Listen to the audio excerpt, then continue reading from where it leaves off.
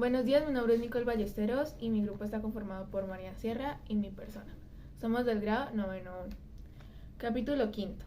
Todos para uno y uno para todos. Después de ese ya remoto invento griego, las formas políticas siguieron evolucionando y transformándose en Europa. Los romanos aportaron el derecho, sin duda la más importante modificación de la comunidad humana desde el chispazo democrático e igualitario en Grecia. Una de las reglas del juego comunes, precisas y públicamente divulgadas que regulasen con detalle, a veces con demasiado detalle, los intereses de los individuos, sus conflictos, lo que podían esperar de la comunidad y lo que la comunidad podía esperar de ellos. La vocación imperial de los romanos tuvo otro efecto importante. Al conquistar a los distintos pueblos y someterlos bajo la misma ley, se hizo patente que los individuos pueden ser políticamente iguales y, por tanto, ¿por qué no?, humanamente iguales, más allá de las fronteras que los separan y aunque pertenezcan a etnias diferentes. Observa otra paradoja, de las que a lo largo de la historia han ido construyendo nuestra paradójica forma de convivir. Los griegos fueron muy directamente democráticos e igualitarios, pero solo entre ellos, dentro de su polis, es decir, eran libres e iguales, porque eran atenienses o espartanos. En cambio, los romanos, imperialistas y depredadores, contribuyeron con la extensión de sus conquistas a que los derechos políticos se hicieran universales y cualquiera dentro del imperio, que entonces era como decir dentro del mundo conocido, pudiera disfrutar de ellos. Cualquiera podía ser ciudadano de Roma. Luego algo en común había que reconocerles ya a todos los hombres, nazcan donde nazcan.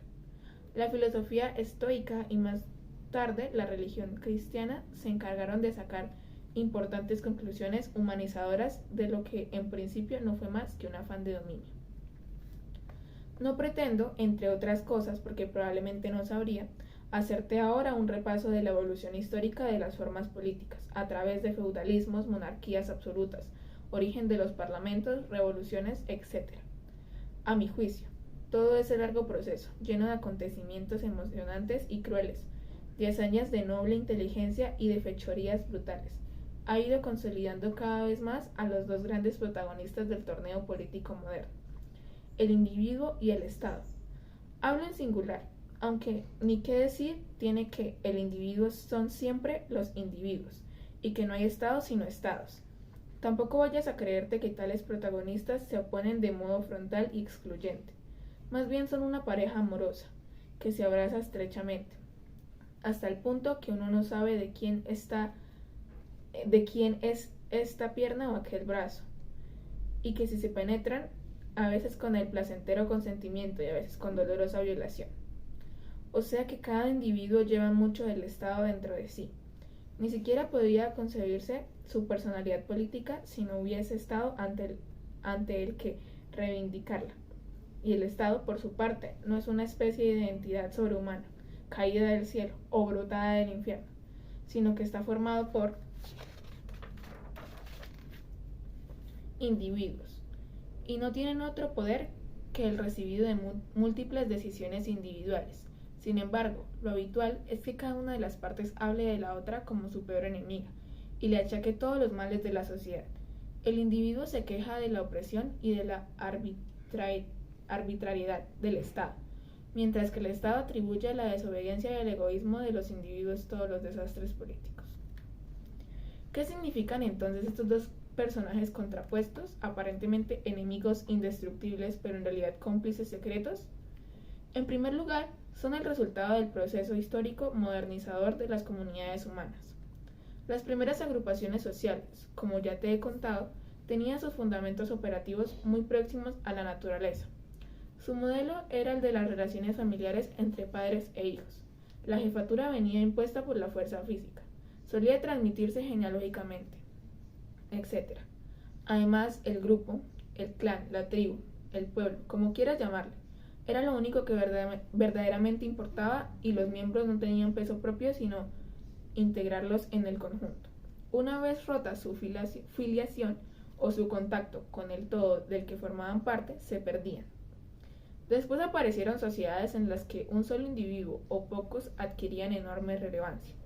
sea como reyes de condición casi divina o como sacerdotes capaces de interpretar la voluntad inapelable de los dioses. Fue entonces el grupo el que se identificó sumisamente con ellos, en lugar de ser ellos los que se identificaban por su pertenencia al grupo. Y luego los griegos hicieron un invento del que hemos hablado en el capítulo anterior. Cada uno de esos pasos que te esbozo con simplificación casi caricaturesca apuntan en la misma dirección. Cada vez menos naturaleza y más artificio. Las sociedades reposan cada vez menos en los dictados elementales de la fatalidad, la necesidad física, las vinculaciones de sangre o los designios impenetrables de la divinidad, que son indiscutibles y escapan al control humano, tal como las leyes de la naturaleza. En cambio, se van haciendo más deliberadas, dependen más de lo que los hombres quieren y acuerdan entre sí, conceden más importancia a las actividades simbólicas entre los individuos, comercio, prestigio, originalidad, etc., que la interacción de naturaleza, y se someten a la justificación racional, que cualquiera puede entender y discutir. De la asociación humana seminaturalista, jamás del todo como las colmenas o los hormigueros, vamos a la sociedad como obra de arte, como invento descarado de la voluntad y el ingenio humano. Las antiguas estructuras sociales limitaban bastante las iniciativas individuales, pero en cambio gozaban de la solidez unánime de lo que no se pone en cuestión. Todos somos uno. La modernización concede cada vez más importancia a lo que piensa, opina y reclama cada individuo, pero debilitando inevitablemente la unanimidad comunitaria. Cada cual sigue siendo uno dentro del todo. Antes, la jerarquía social venía dictada por la naturaleza o por los dioses. En cualquier caso se resistía mucho a las transformaciones radicales, aunque las sufría desde luego. Más tarde ahora las instituciones son vistas como inventos humanos, y lo que los hombres han creado pueden sin duda cambiarlo, de modo que la tentación de transformar siempre está presente. La pregunta de ayer era, ¿por qué cambiar alguna vez algo? La de hoy es más bien, ¿por qué no cambiarlo a cada momento todo? Y por tanto se fortifica la contraposición individuo-estado. El individuo, o sea, cada ser humano concreto, único, irrepetible, distinto a sus vecinos, con su voluntad, su apoyo, sus decisiones, etc. Es el fundamento último de la legitimidad del Estado, y el Estado sin duda se apoya y se justifica invocando los acuerdos entre los individuos, pero a la vez procura defenderse de la excesiva variabilidad de los caprichos de estos, y pretende mantener su forma contra las revocaciones constantes de lo establecido. Siempre, la polémica entre las razones para obedecer y las razones para rebelarse, las razones para conservar y las razones para transformar revolucionariamente. ¿Te acuerdas de que hace ya bastantes páginas empezamos por ahí? Te debo una confesión, me da culpa. Simplifico y exagero a mansalva, pero te supongo lo suficientemente perspicaz como para ver por dónde voy, y lo suficientemente malicioso como para no creerme al pie de la letra del todo. Aunque hablo de antes y ahora, es evidente que no todas las sociedades humanas han seguido a la par y marcando el mismo paso de este camino, y que este camino no es rectilíneo en ninguna parte, sino que tiene revueltas y meandros, retrocediendo en ocasiones en lugar de avanzar. Evidentemente, el juego dialéctico entre el individuo y el Estado está siempre a punto de desequilibrarse hacia uno de los dos polos, y ambos tienen sus peligros. Cuando predomina excesivamente el individuo, la armonía del conjunto social puede romperse. Nadie se preocupa de sostener lo que debe ser común a todos. Los individuos mejor dotados se aprovechan de los más débiles, y no reconocen ninguna obligación de solidaridad hacia ellos. Cada cual se siente solo, acosado por la ferocidad y la codicia de los demás, pero sin una instancia comunitaria a la que exponer sus quejas y de la que revocar protección. Pero luego es el Estado el que se hincha demasiado. Los individuos pierden su iniciativa y la capacidad de sentirse responsables de sus propias vidas. Las discrepancias de los que actúan o piensan de forma diferente a los demás no son toleradas. Cada cual se siente como una simple molécula que no tiene importancia más que dentro del gran todo común. La burocracia gubernamental se empeña en decidir hasta los más pequeños detalles del trabajo, el comercio, la salud, el arte, el sexo, las creencias, las diversiones, etc. y siempre hay una autoridad que sabe lo que es bueno para cada uno, mejor que él mismo. Desde luego, por uno y otro lado, estos excesos pueden ser nefastos.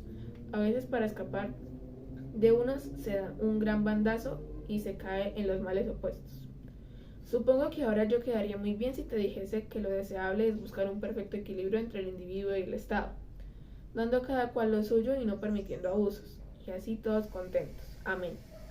Pero ya te advertí al comienzo que no pienso ser neutral, de modo que no me voy a mojar un poco y tomaré partido a favor del individuo, claro. No me digas que no te lo suponías. Parto del siguiente punto de vista. Creo que el Estado es para los individuos, no los individuos para el Estado. Me parece que los individuos tienen unos valores específicos que el Estado puede ayudarles a conservar, pero no sustituir con sus ordenanzas. Sobre todo, sostengo que el individuo, la persona moral y política, el sujeto creador, las mujeres y hombres cotidianos, del más bajo al más encumbrado, constituyen la auténtica realidad humana, de la cual proviene el Estado y las demás instituciones, pero no al revés. Esta actitud es mía. Puedes imaginarte que no la he patentado yo solito, pero daré la cara por ella como si así fuese. Recibe un nombre que para muchos es casi un insulto: individualismo. Ah, qué bajo he caído. En el primer libro, cuando te hablé de ética, hice un razonado elogio del egoísmo, y ahora, tratando de política, voy a recomendarte el individualismo. No cabe duda de que quien mal anda, mal acaba. En fin, ya veremos. Para empezar a despejar equívocos, quede claro que no entiendo por individualismo la actitud antisocial, ni siquiera antipolítica. Lo que digo es que el individualismo es una forma de comprender y colaborar con la sociedad, no la manía de creerse fuera de ella, y que es una forma de intervenir en la política, no el disparate de desentenderse de ella por completo.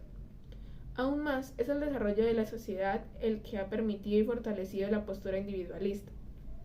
¿Que en su nombre se han cometido y se cometen abusos? Pues ya queda dicho. Pero también algunas de las prácticas sociales más inhumanas, como la esclavitud, la tortura y la pena de muerte, siempre aprobadas por los partidarios del predominio del colectivo sobre los átomos individuales, han sido cuestionadas y abolidas allí donde los individualistas lograron decir la última palabra. Los individuos tenemos dos maneras de formar parte de grupos sociales que suelen darse por separado, pero a veces se dan juntas. Podemos pertenecer al grupo y podemos participar en él.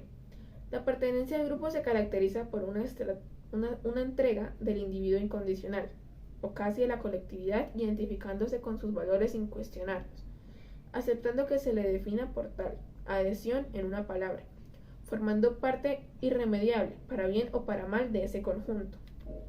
Casi todos nosotros solemos pertenecer a nuestras familias y sentirnos parte obligada de ellas sin demasiado juicio crítico, porque nos lo imponen las leyes del parentesco y los sentimientos espontáneos de proximidad. Pero también a veces pertenecemos hacia un club de fútbol, por ejemplo, y lo de menos es que el equipo vaya ganando o perdiendo la liga. Son nuestros y basta. Estamos dispuestos a justificar hasta el más injusto de los penaltis que pueda beneficiarles. La participación, en cambio, es algo mucho más deliberado y voluntario. El individuo participa en un grupo porque quiere y mientras quiere. No se siente obligado a la lealtad y conserva suficiente distancia crítica como para decidir si le conviene o no seguir en ese colectivo. Así es corriente que participemos en un club filatélico mientras nos interese la filatelía, o que vayamos a una determinada academia a aprender inglés en tanto no nos convenzamos de que lo enseñan deficientemente y que las hay mejores. En la pertenencia a un grupo lo que cuesta es ser del grupo, sentirse arropado e identificado con él. En la participación lo importante son los objetivos que pretendemos lograr por medio de la incorporación al grupo. Si no lo conseguimos, lo dejamos.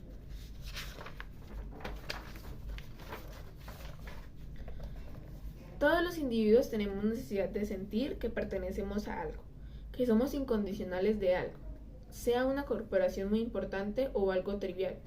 Eso nos da seguridad, nos estabiliza, nos define ante nosotros mismos, nos brinda alguna referencia firme en la que confiar, aunque tal pertenencia a menudo nos haga sufrir o nos imponga sacrificios. Es importante de vez en cuando sentirse en casa, saber que está uno rodeado de personas con las que comparte sentimientos y vivencias que ninguno pone en discusión. Cuando aquello a lo que pertenecemos se une, sufrimos una sacudida íntima de la que no es fácil recuperarse. Por eso las rupturas familiares los desengaños amorosos son tan especialmente crueles. Y por eso se angustia tanto aquel alcalde franquista, que cuando murió el dictador y en España se produjeron tan acelerados cambios políticos, confesaba estremecido a un amigo: fíjate cómo estarán las cosas, que yo ya no sé si soy de los nuestros. Pero también es importante para el individuo sentirse participando voluntaria y críticamente en diversos colectivos. De ese modo conserva su propia personalidad y no deja que el conjunto se la imponga. Elige sus fines, se siente capaz de transformarse y de rebelarse contra las fatalidades. Comprende que a veces es mejor traicionar a los otros que seguir a los otros ciegamente y traicionarse a sí mismo. Cuando somos niños o muy jóvenes, pero también cuando la vejez nos va quitando fuerzas y concediendo resignación, preferimos pertenecer sin cuestionar a participar críticamente. La madurez, en cambio, consiste en cambiar muchas de nuestras pertenencias incondicionales por participaciones vigiladas y aún escépticas, siendo imprescindibles, por tanto, ciertas pertenencias como ciertas participaciones. Hay que reconocer que cada uno de estos dos estilos de integrarse en los grupos presenta sus problemas. Los abusos de la pertenencia desembocan en el fanatismo y la exclusión. Los de la participación malentendida llevan al desinterés y a la insolidaridad. Me propongo cerrar este capítulo previniéndote a mi modo contra estos diferentes peligros.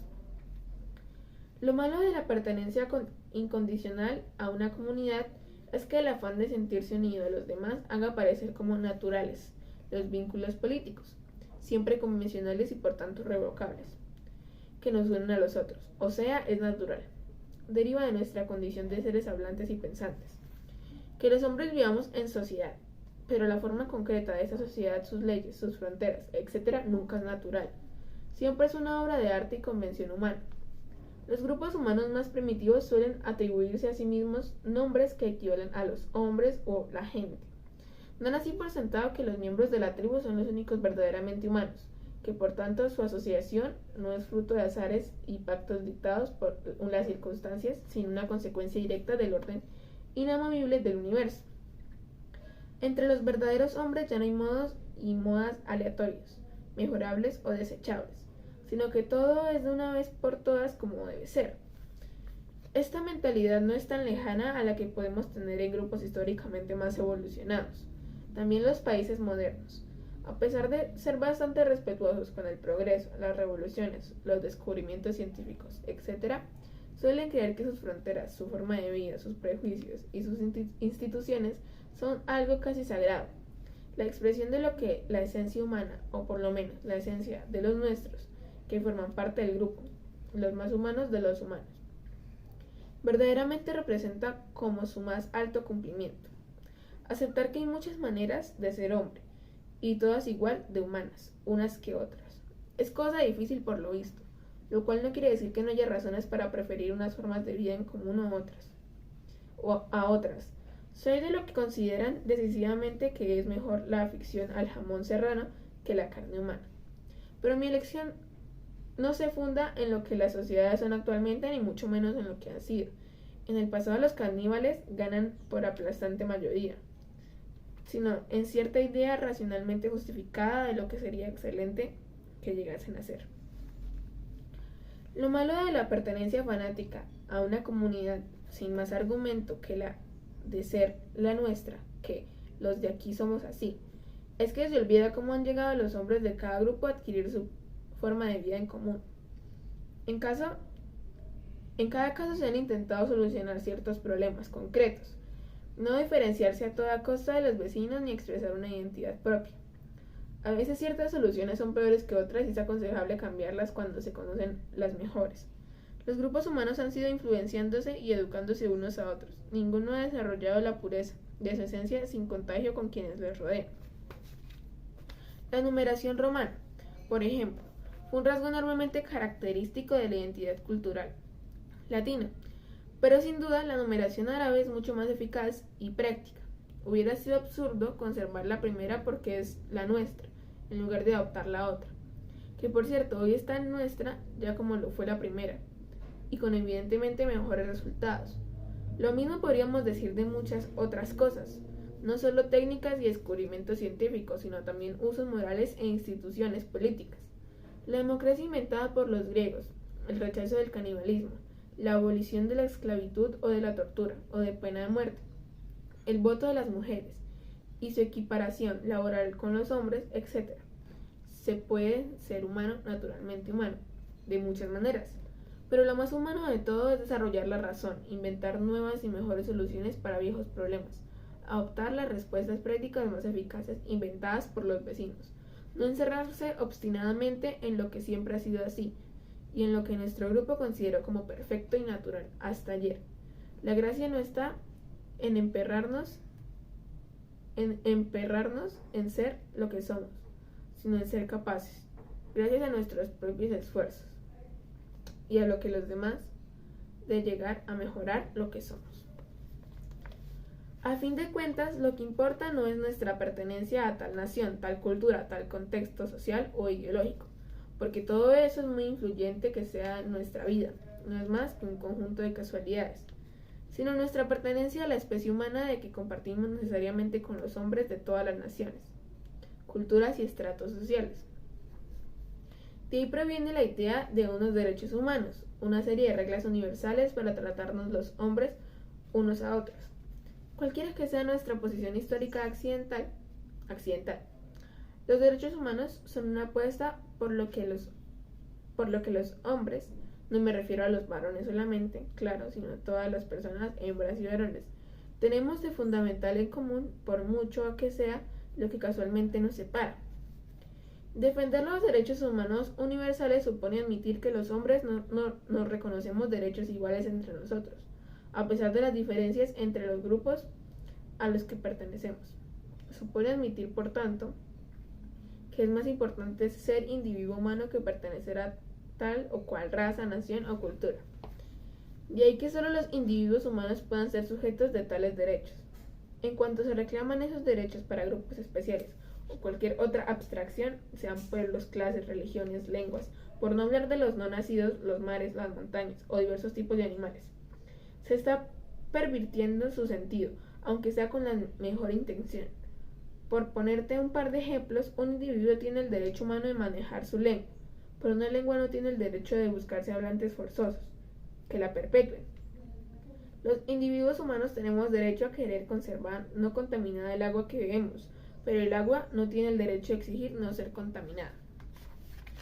Hay fanatismos de pertenencia, especialmente odiosos, porque instauran jerarquías entre los seres humanos, o quieren hacer vivir a los hombres en compartimentos estancos, separados con alambradas unos de otros, como si no perteneciésemos a la misma especie. El racismo es sin duda la peor de estas abominaciones colectivas. Establece que el color de la piel o la forma de la nariz o cualquier otro rasgo caprichoso determinan que una persona deba tener tales o cuales rasgos de carácter morales o intelectuales. Desde el punto de vista científico, todas las doctrinas raciales son variedad racial significativa. Los antropólogos creen que hace unos 60.000 años se debieron dar las primeras diversificaciones genéticas, por razones de adaptación climática o geográfica, pero probablemente todavía hace 10.000 años los actuales negros y blancos compartíamos los mismos antepasados morenos. Además, los racistas clasifican a la gente según la pigmentación de la piel, por ejemplo, pero pasan por alto otros rasgos genéticamente más relevantes y que se distribuyen de forma diferente. Por ejemplo, los grupos sanguíneos A, B y O. Al grupo B pertenecen el 80% de los escoceses blancos, los habitantes negros de África Central y los aborígenes australianos de piel morena. El tipo A se da por igual entre africanos, hindúes y chinos. ¿Por qué no decir entonces que los escoceses y los centroafricanos son de la misma raza? ¿O que hay una raza formada por chinos, hindúes y africanos? Es más importante el color de la piel porque se ve a simple vista que nuestro grupo sanguíneo. Cuando nos van a hacer una transfusión, suele ser prudente verificar el grupo sanguíneo del donante, que es su color de piel, la forma de sus ojos o de su nariz. Por supuesto, nada de esto tiene que ver con la aptitud moral de los hombres ni con sus derechos a ser tratados igualitariamente como ciudadanos. Los distintos niveles de educación y las tradiciones culturales influyen sin duda en la forma de ser de las personas, pero no su raza. Lo más siniestro del racismo es que no permite ninguna reconciliación con el otro, con el diferente. En efecto, uno puede educarse mejor, cambiar sus costumbres, sus ideas, su religión, pero nadie puede modificar su patrimonio genético. Por eso, las contiendas ideológicas o religiosas pueden arreglarse alguna vez, mientras que no hay reconciliación posible para el estúpido odio racial. ¿Hay algún tipo de hombre inferior a los demás? Racialmente no, pero ética y políticamente es inferior a los otros, el que cree en la existencia racial de seres humanos inferiores. En la mayoría de los casos la gente no es racista, en el sentido pseudocientífico de este término, sino xenófoba. Detesta a los extranjeros, a los diferentes, a los que hablan otra lengua o se comportan de manera distinta. Los detestan porque se sienten incómodos ante ellos. Como no están muy seguros de su propia cordura, los fanáticos quieren que todos a su alrededor piensen y vivan como ellos, para sentirse acogedoramente confirmados. Además, el rechazo de los extraños, racial o culturalmente, es una buena coartada para justificar los abusos que cometemos contra ellos y la marginación que sufren. Los extranjeros que más nos molestan, a los que consideramos inferiores, peligrosos, etc., son también los más pobres. En cambio, los turistas que llegan con buen dinero en los bolsillos son aceptados sin racismo ni xenofobia, y hasta rodeados de cierta envidiosa admiración. Los xenófobos siempre dicen que ellos no tienen nada contra los otros, pero deben reconocer que padecen tales o cuales defectos, objetivamente considerados. Se inventan así las habituales calumnias o los elogios de supuestas virtudes generalizadas sobre los grupos humanos. Los judíos son usureros, pero muy astutos. Los negros y los andaluces son perezosos. Los norteamericanos son infantiles, los árabes traicioneros, etc.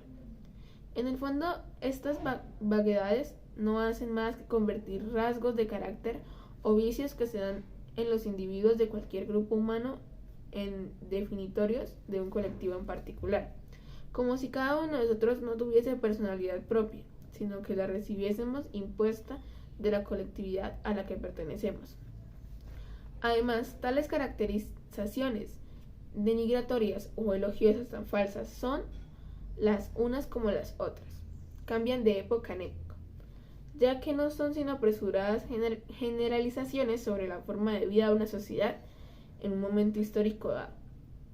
Por ejemplo, a finales del siglo XIX, los ingleses, que habían decapitado a su rey y reforzado el parlamento, tenían fama de revoltosos y levantiscos, mientras que los franceses, bajo el absolutismo del rey Sol, pasaban por el pueblo más sumiso y ordenado de Europa. 100 años más tarde, tras el enciclopedismo subversivo y la Revolución Francesa, los supuestos caracteres nacionales habían invertido sus papeles.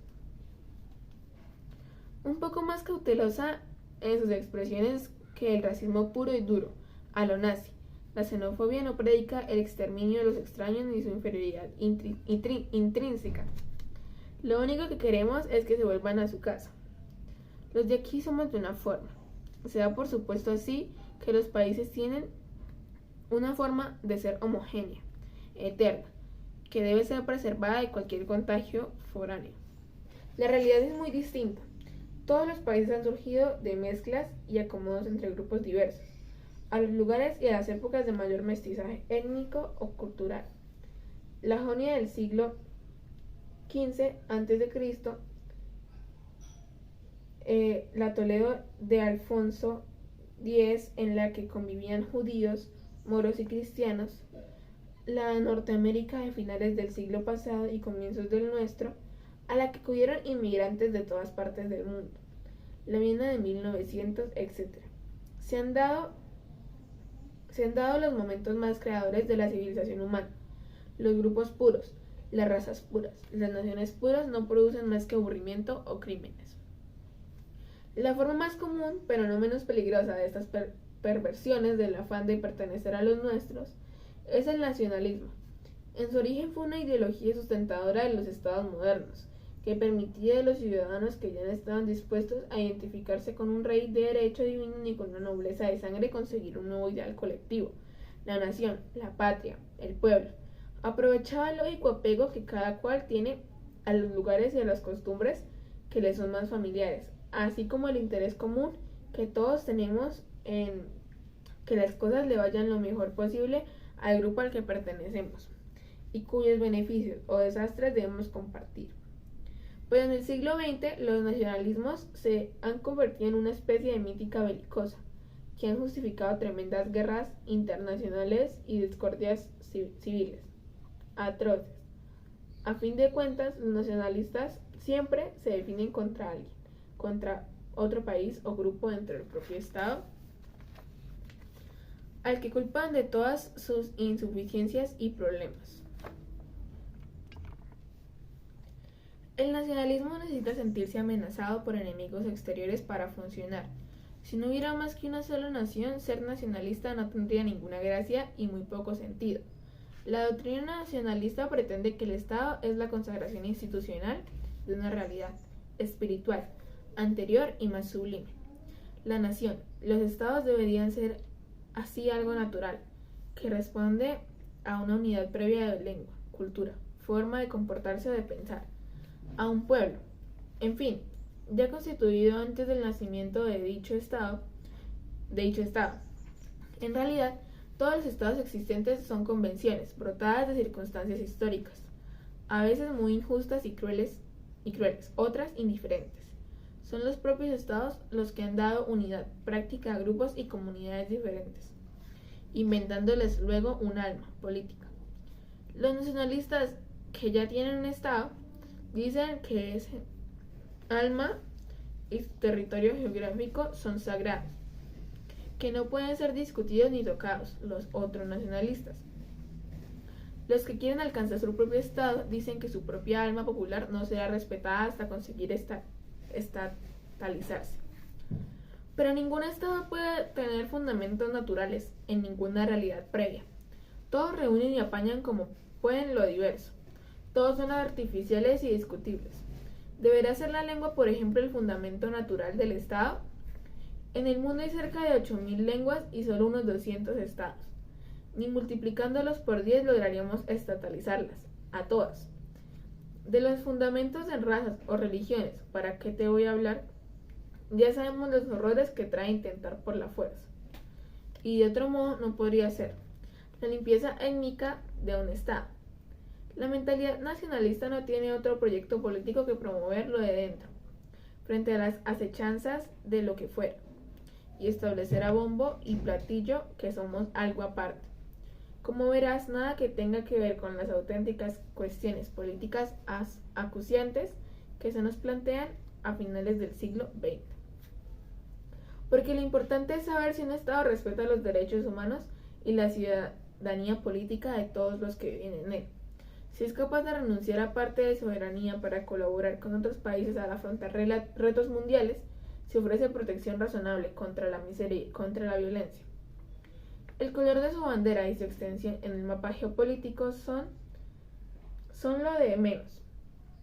Algunos estados actuales quizá puedan ser reformados por cuestiones de pragmatismo político, y todos deberían tender a uniones supranacionales que hagan imposible los enfrentamientos entre países y resuelvan los grandes problemas comunes de la humanidad. Por lo demás, el fanatismo nacionalista no sirve más que para endiosar a los estados poderosos, destruir a algunos más frágiles que armonizaban en precario equilibrio a distintas etnias, o para servir de trampolín a políticos ambiciosos pertenecientes a minorías culturales, pero sin verdaderos programas transformadores de la sociedad, los cuales esperan más de las supersticiones populares de su capacidad de razonar.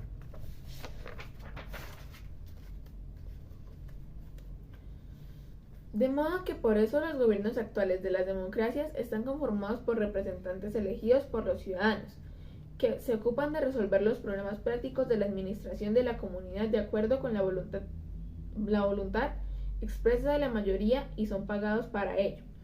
Lo malo es que tales representantes muestran una evidente tendencia a olvidar que no son más que unos mandados, nuestros mandados, y suelen convertirse en especialistas en mandar. Los partidos políticos tienen una función en la democracia moderna que no me parece hoy fácil de sustituir, pero por medio de las listas electorales cerradas, la disciplina de voto en el Parlamento y otros procedimientos autoritarios acaban por volverse casi impermeables a la crítica y control de los ciudadanos. Y por tanto los ciudadanos se desalientan cada vez más de reflexionar sobre los asuntos públicos. Total, ¿para qué molestarse si van a hacer lo que se les da la gana? Y se desinteresan de la política. A esto se debe también, a mi juicio, la corrupción que se da en tantos países democráticos entre políticos profesionales. Fíjate que en la mayoría de los casos son personas que consiguen dinero por medios ilícitos, pero no para su lucro personal, aunque también los hay, sino para financiar la buena marcha de sus partidos. Y es que esos partidos, que no son más que un instrumento para facilitar que todos podamos participar en cierta medida de tareas de gobierno, terminan convirtiéndose en fines en sí mismos y decidiendo lo que está bien y lo que está mal. Todo lo que se hace a favor del partido es bueno, lo que perjudica al partido es malo. Una creencia muy peligrosa que debe ser combatida de 3 modos. Posible perdón a la redundancia, es decir, que se mantenga bien equilibrada, que haya conflictos y antagonismos. Nada de ser todos uno, por favor. Pero no violencia entre los socios, que se garanticen los derechos y que se aseguren las responsabilidades.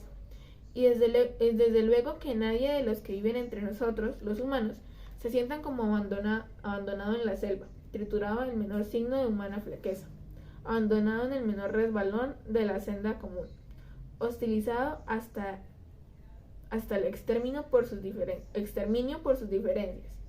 Deja que te repita esenciales tautologías. Cuando hablamos de ética, te aseguré que nuestro primer interés como hombres era ser realmente humanos.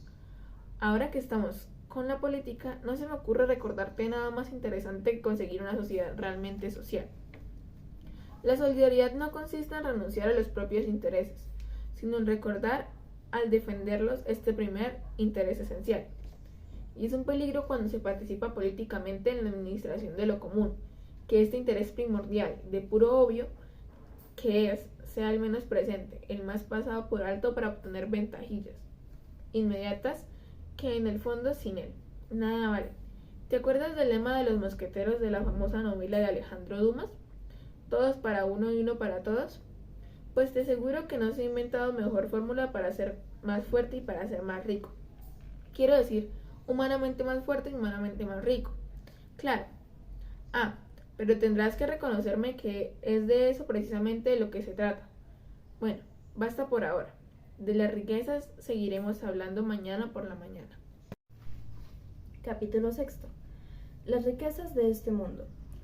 ¿Los animales son ricos o pobres? No parece que ese problema les interese demasiado, a pesar de lo que pueden dar a entender fabulillas demasiado antropomórficas como aquella de la cigarra y la hormiga. Los animales tienen necesidades que atender: comida, cobijo, procreación, defensa contra sus enemigos. A veces logran satisfacerlas convenientemente y en otros casos fracasan. Si este fracaso es demasiado grave o muy prolongado, lo más probable es que mueran, por lo cual todos los bichos son extremadamente diligentes en procurarse lo que necesitan. Además, tienen ideas muy claras sobre lo que les hace falta. Pueden equivocarse al buscarlo, pero nunca se equivocan en lo que tienen que buscar. Tienen más bien pocos caprichos y desde luego no fantasean nunca. Cuando ya han cubierto sus necesidades, los animales disfrutan y descansan. No se dedican a inventar necesidades nuevas ni más sofisticadas que aquellas para las que ya están programados. Naturalmente me refiero, claro está, a los animales en su estado salvaje, no a los que han sido más o menos civilizados por el hombre. Llamar ricos a los animales que satisfacen sus necesidades y pobres a los que no lo consiguen parece un poco exagerado, pero en fin, a tu gusto lo dejo. En caso de los humanos es bastante diferente. Supongo que estarás de acuerdo conmigo. La gran diferencia consiste en que los humanos no sabemos lo que necesitamos, es decir, desde un punto de vista estrictamente zoológico, sabemos que necesitamos comida, cobijo, procreación, defensa y el resto de esas cosas que también requieren otros mamíferos semejantes a nosotros. Pero cada una de esas necesidades básicas nos las representamos acompañada de requisitos exquisitos que la complican hasta el punto de hacerla casi infinita, insaciable. Ahora queremos comer. Luego queremos comer tal o cual cosa. Después estamos dispuestos a jugarnos la vida para comer precisamente aquello que consideramos más digno de ser comido por nosotros. De vez en cuando nos ponemos a dieta o hacemos huelga de hambre. Primero nos cobijamos bajo una roca, luego en una cueva, más tarde en lo alto de un árbol, después construimos empalizadas, fortalezas, rascacielos, de las complejidades sucesivas que nos ha traído la reproducción sexual. ¿Para qué voy a contarte? Cuando un animal satisface una necesidad, la deja de lado hasta que vuelva a presentarse su urgencia. Nosotros seguimos teniéndola presente y nos ponemos a pensar sobre cómo satisfacerla más y mejor. Los animales buscan, nosotros somos rebuscados.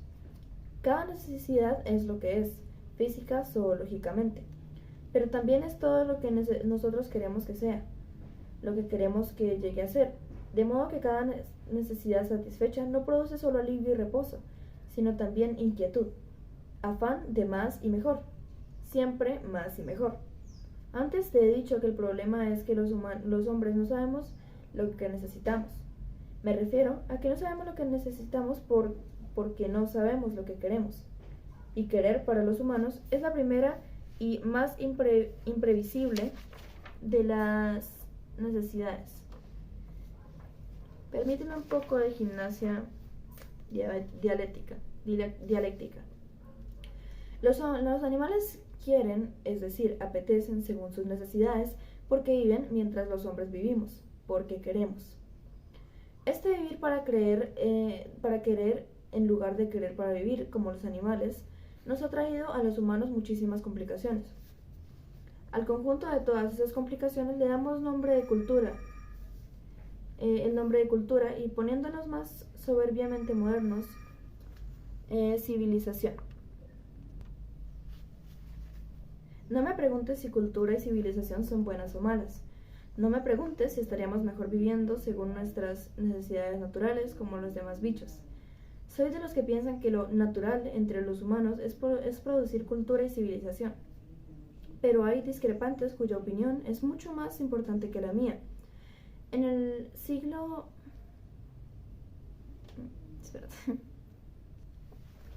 XVIII, el filósofo Jean-Jacques Rousseau atribuyó al desarrollo de la civilización de la desigualdad, la explotación, la rivalidad entre los humanos y casi todos los restantes males de nuestra condición.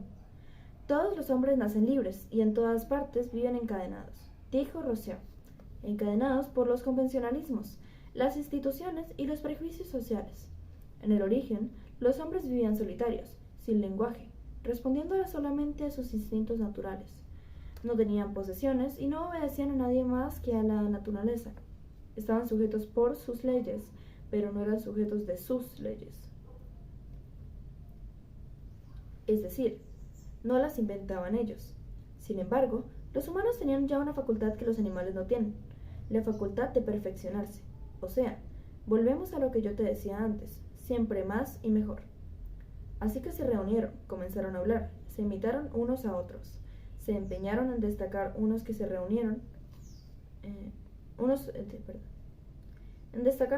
otros, aprendieron a no conformarse con nada de lo que tenían, etc. Y ahora, pues así nos vemos. Quede claro que Rousseau no recomendaba volver al estado natural primitivo, cosa que muy sensatamente tenía por imposible, sino organizar a la sociedad y reformar la educación de tal modo que recuperemos una especie de segunda naturaleza, una naturaleza artificial en la que se hayan corregido la mayoría de nuestras desigualdades y de los vasallajes que nos oprimen. Si Rousseau no predicaba el retorno a la naturaleza, imagínate yo, que creo en el buen salvaje, bastante menos que él. escribo estas palabras en un ordenador. Tú vas a leerlas gracias a la luz eléctrica y por mediación de la industria editorial. Estoy deseando terminar esta página para irme a ver una película en la televisión y como me duele un poco la cabeza de tanto pensar, voy a tomarme enseguida una aspirina. De modo que si empezara a proclamar lo mala que me parece la civilización, sería pura palabrería. Yo no quiero que la civilización desaparezca ni disminuya. Al contrario, lo que quiero es que se civilice bastante más. Además, las sociedades humanas inventan cosas, normas, técnicas, teorías, pero nunca desinventan nada. Cuando algo de lo que ya está inventado no nos gusta, no puede ser desinventado sino sustituido por otra invención mejor. Para curarnos de lo que ya hemos inventado, no hay otro camino que seguir inventando más y mejor.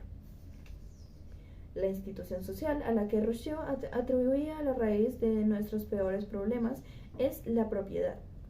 En cuanto un hombre espabilado cercó un campo y dijo, esto es mío, siendo creído por quienes le escuchaban, comenzaron todos los conflictos entre ricos y pobres, la explotación, etc. Por lo menos, así lo ve Rousseau. Decir y establecer legalmente lo tuyo y lo mío es la causa de los innumerables sinsabores que desembocan en el Estado, la policía, los bancos, el aprovecharnos unos de otros y el resto de esclavitudes vigentes. El origen de la auténtica desigualdad entre los hombres no es político, dice Rousseau, sino económico. En efecto, los antropólogos coinciden en que las sociedades primitivas son muy igualitarias en lo económico. De las desigualdades de fuerza, linaje y jerarquía ya hemos hablado antes. Es decir, que sus miembros tienen pocas cosas propias, casi todos más o menos las mismas y que lo más valioso suele ser de propiedad común.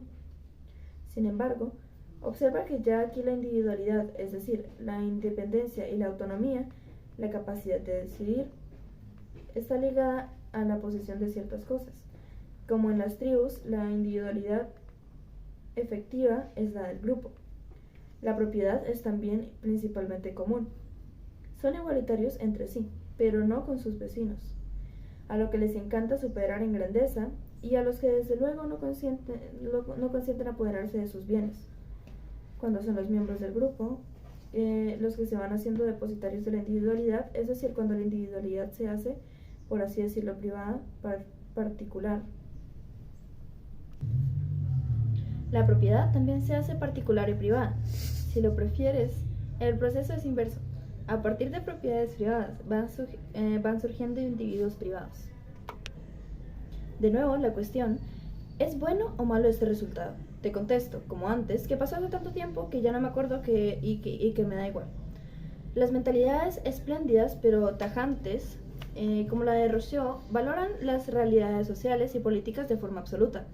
Positivo o negativo, bueno o malo, para compensar esa tendencia, los verdaderamente inteligentes, como Rousseau, se contradicen abundantemente, por lo que siempre hay en su obra más de un punto de vista. Desde luego, también Rousseau sabía que los hombres siempre han sido propietarios, sea en común o particulares, pues bien la propiedad privada ha producido efectos tanto positivos como negativos, según desde el punto de vista que se la mire.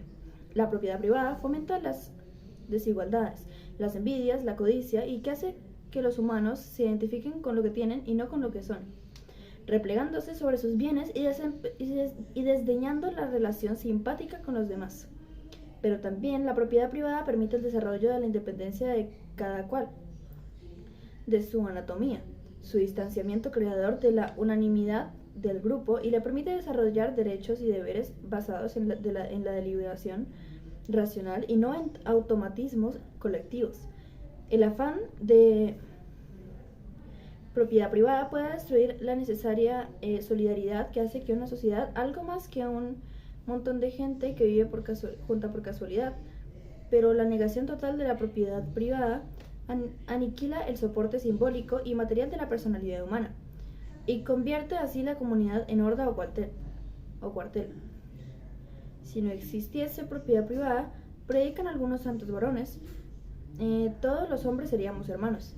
Debe ser a causa de mi innato paganismo, pero te confieso que que no me hace mucha ilusión que todos los hombres seamos hermanos. Me suena que habrá que buscar un padre común y, como el cielo nos cae demasiado lejos, se ocuparán de representarle en la tierra la iglesia o el Estado. Yo me conformo con que los hombres seamos socios, leales y cooperativos entre sí, iguales ante la ley. Para este objetivo, la propiedad privada, sometida a las restricciones sociales que sea preciso, no solo es un obstáculo, sino que resulta requisito imprescindible. La propiedad, el dinero y demás fuentes de problemas se reafirman con la urbanización, es decir, con el dejar de vivir como campesinos sujetos a la tierra, en comunidades pequeñas, y pasar a habitar ciudades con multitud de oficios, artes y comercio. La vida urbana desarraiga a los hombres, los independiza de su terruño y su aldea. Les ofrece saberes nuevos, los pone en contacto con personas venidas de lejos, les permite nuevas formas de ganarse la vida y, por tanto, otras virtudes y otros vicios. Aumenta sus conflictos, tentaciones y miserias, sin duda, pero también les libera de muchas trabas. Un viejo adagio medieval asegura que el aire de la ciudad hace a los hombres libres. En la ciudad hay menos igualdad económica, desde luego, pero también más posibilidades de inventar una vida propia, distinta a la de los padres y a la que quienes nos rodean. El cochino dinero crea nuevas jerarquías, pero desdibuja muchas de las antiguas. El ahorro tiene más importancia que la nobleza de sangre, la habilidad comercial resulta mucho más útil que la destreza en manejo de armas. Los individuos pujan entre sí por hacerse valer y quieren a toda costa ser dueños de sus obras, de sus inventos, de riquezas y bienes. Pero a fin de cuentas, lo que pretenden es ser dueños de sí mismos, de sus vidas y sus destinos. Se liberan así de las trabas del pasado, pero se esclavizan sin duda a inéditas servidumbres. De nuevo puedes preguntarme, ¿es bueno o malo este proceso modernizador que nos convirtió en propietarios? ¿Ha merecido la pena? Yo no puedo contestarte más que devolviéndote la pregunta. ¿Merece la pena ahora que somos inquietemos por calificar este proceso que no veo cómo podamos revertir? Como ya sabes, que valoro lo que más potencia a los individuos de lo que iguala a los grupos, no te diré que pierdo el tiempo deplorando amargamente lo ocurrido.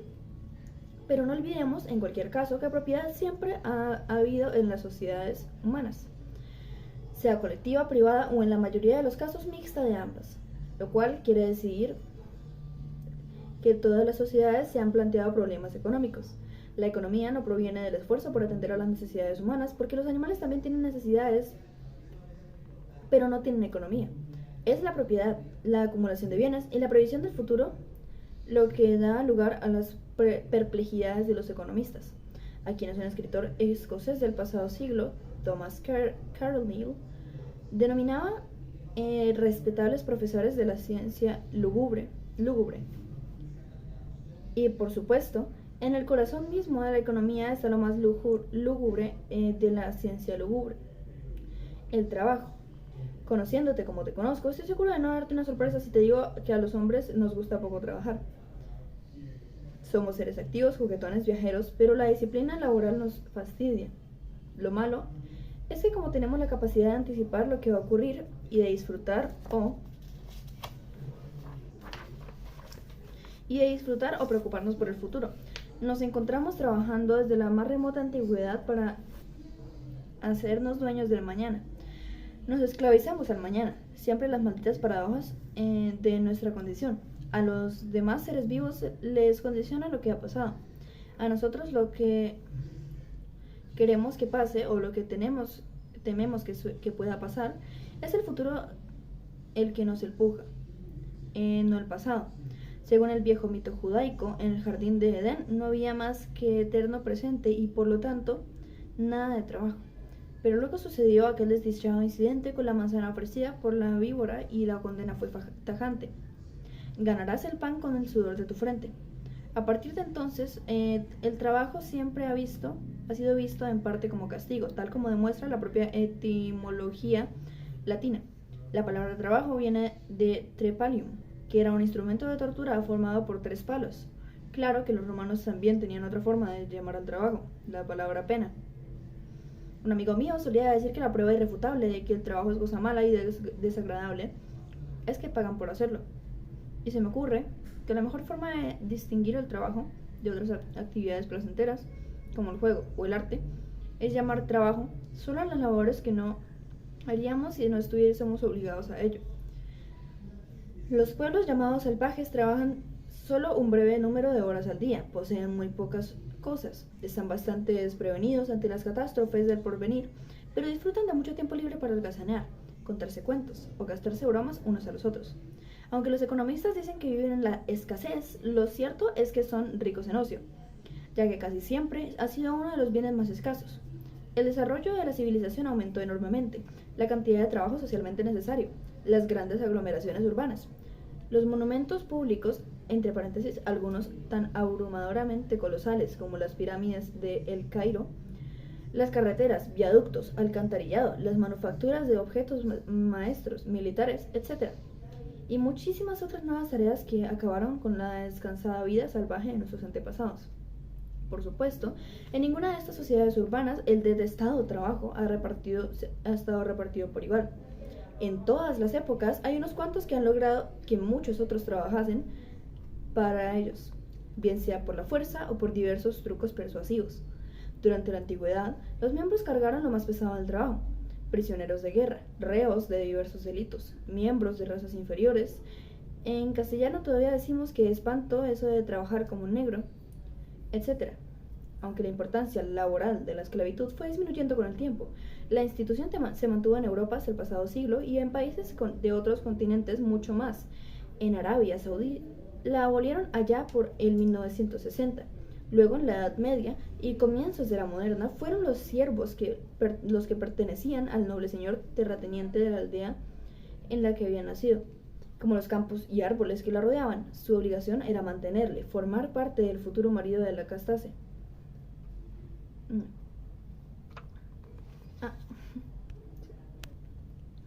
En el siglo XVIII conoció las dos grandes revoluciones modernas, la americana y la francesa, que acabaron con los viejos privilegios de las nobles y terratenientes, introduciendo el principio de una democracia sin esclavos, algo que los griegos no habían conocido. Con la llegada de las nuevas industrias, la burguesía empresarial se convirtió en la capa dirigente de la sociedad. Empezó el auge del capitalismo, bajo cuyo predominio está organizado también hoy el mundo desarrollado que vivimos. La idea básica del capitalismo no es el servicio a otros hombres privilegiados. Todos somos iguales, ni al conjunto social, sino el interés que mueve a cada cual a procurar su propio provecho para sí mismo y para los suyos. Pero al buscar a cada cual ganancia para sí, las sociedades se enriquecen en un conjunto de modo notable. El afán de ganancias se ha demostrado un estímulo para el desarrollo de las industrias, favorece las nuevas invenciones que hacen el trabajo más productivo o la vida más cómoda, mientras que la competencia entre los productores aumenta la cantidad de lo producido, abarata su precio y sofistica su calidad. En otros aspectos, sin embargo, el capitalismo produce menos beneficios que en el terreno económico, desde sus mismos comienzos. Nociones como la compasión por los males del prójimo o la solidaridad con sus problemas parecieron haber sido borradas de su programa de festejos, puesto que de lo que se trabaja era aumentar las ganancias lo más posible. Los empresarios capitalistas optaron por hacer trabajar a los obreros al máximo y pagarles justo lo imprescindible para sobrevivir. A comienzos del siglo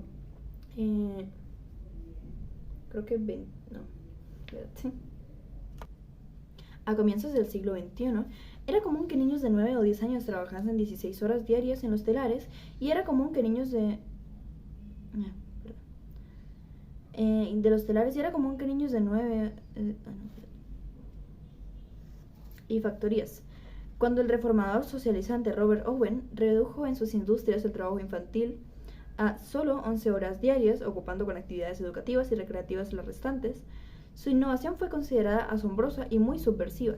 Por supuesto, ni los trabajadores infantiles ni los adultos tenían derecho a la más mínima reivindicación, ni a protestar por la infame falta de salubridad de las empresas, ni a disfrutar de ninguna asistencia en caso de una enfermedad o vejez. No me cabe la menor duda de que sin los movimientos y luchas sociales de los últimos 150 años, las condiciones laborales seguirían siendo las mismas de hoy en día. Y otros líderes religiosos predican irresponsablemente contra los medios anticonceptivos. En nombre del absurdo derecho a nacer de los no nacidos, se condena a no poder vivir a los nacidos. El hambre y los horrendos asesinatos de niños abandonados en tantos países subdesarrollados se encargan de equilibrar el número de habitantes en aquellos lugares en los que no lo hace la prudencia humana. Y ahora recojo una objeción que alguna vez te he oído. Si por fin mañana o pasado mañana las naciones subdesarrolladas se ponen a la altura del primer mundo, su aumento de tecnología y el consumo no dañará irreversiblemente el equilibrio ecológico de nuestro planeta, ya bastante amenazado. ¿No deberíamos reducir todas nuestras exigencias consumistas y tecnológicas en lugar de extenderlas a quienes hoy todavía no las disfrutan? Esta cuestión nos lleva al tema de la ecología, sobre el que tengo que decirte 2 palabras para acabar con este capítulo. Aunque no sea más que por aquello de que se le considera como el interés político más extendido entre los jóvenes. Para empezar, déjame distinguir entre ecología y lo que yo he llamado en otra ocasión ecolatría. La primera se preocupa de la destrucción de determinados recursos y seres naturales, capa de ozono, selva amazónica, limpieza de los mares, bosques, especies de animales, etc. Porque ello empobrece la vida humana y puede llegar a amenazarla seriamente. Es decir, los ecologistas sostienen que debemos preocuparnos del medio ambiente porque no podemos vivir y disfrutar si lo dañamos irremisiblemente. Estoy completamente de acuerdo, como puedes suponer. En cambio, los ecólatras basan a su amor a la naturaleza en el odio a lo que representa la tradición humanista moderna. Sostienen que el hombre no es más que un ser natural entre otros, que no tiene ningún derecho especial, que sus intereses culturales o tecnológicos no deben gozar de ningún privilegio sobre los intereses biológicos o cualquier otro ser del planeta. Los derechos humanos no son más importantes ni siquiera para los humanos que los derechos animales o los derechos vegetales. Sinceramente, esta actitud me parece disparatada y en el mejor de los casos y en el peor sospechosa.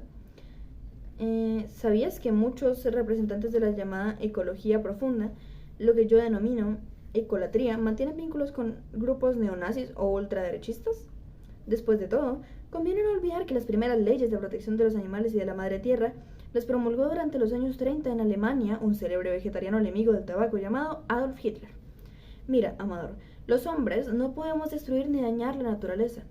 Es ella, por supuesto, la que nos condena a la destrucción tras numerosos daños, aunque hiciésemos pedazos nuestro pequeño planeta. La naturaleza seguiría su curso de forma inmutable.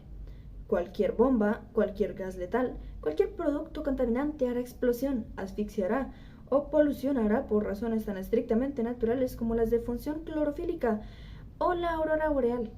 Si somos demasiado brutos, los hombres podemos destruir nuestra naturaleza, pero no la naturaleza. Podemos asolar nuestro planeta y a nosotros con él, desde luego, pero no nuestra galaxia ni el universo.